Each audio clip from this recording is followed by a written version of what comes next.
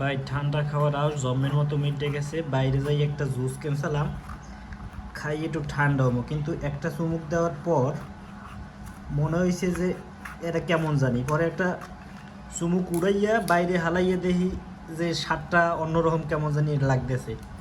এর কীরকম লাগতেছে নিজেও বুঝতেছি না, তবে কেমন জানি খারাপ লাগতেছে, ভালো লাগতেছে না। পরে সিদ্ধান্ত নিয়েছি যে বাসায় যাইয়ে কাটি কুটি দেখি ভিতরে কি আছে, এইটা আবার ভিতরে পড়ে গেলে এখন অবস্থাটা কি এই যে এখন এরা কি এরকম থাকে আদৌ শিওর জানি না যে এটা এরকম থাকে কি না, কিন্তু আগে যেরকম খাইছি কম বেশি, কিন্তু এরকম মনে হয়েছে না যে এরকম হয়েছে।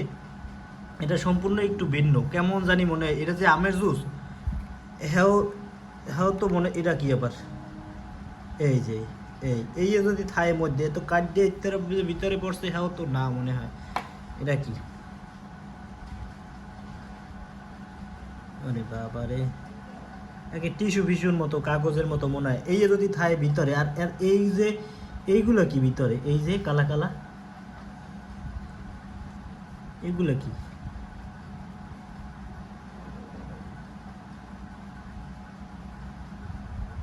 ভাই কইতে পারি না কিরকম কি। জুসটা কেনার পর খাইয়ে মনে হইলো যে সুবিধার লাগতেছে না, পরে এই কাটতে দেখলাম কিরকম এরকমই থাকে কি না জানি না, তবে ভিতরে অনেক ময়লা টয়লা আছে।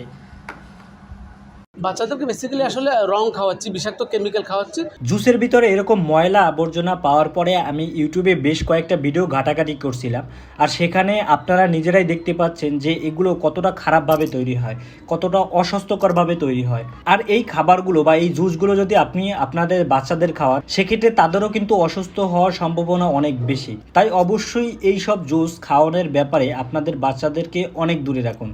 আর ভিডিওটি শেয়ার করুন যাতে আপনার কাছের যারা বন্ধুবান্ধব আছে তারা সতর্ক হতে পারে।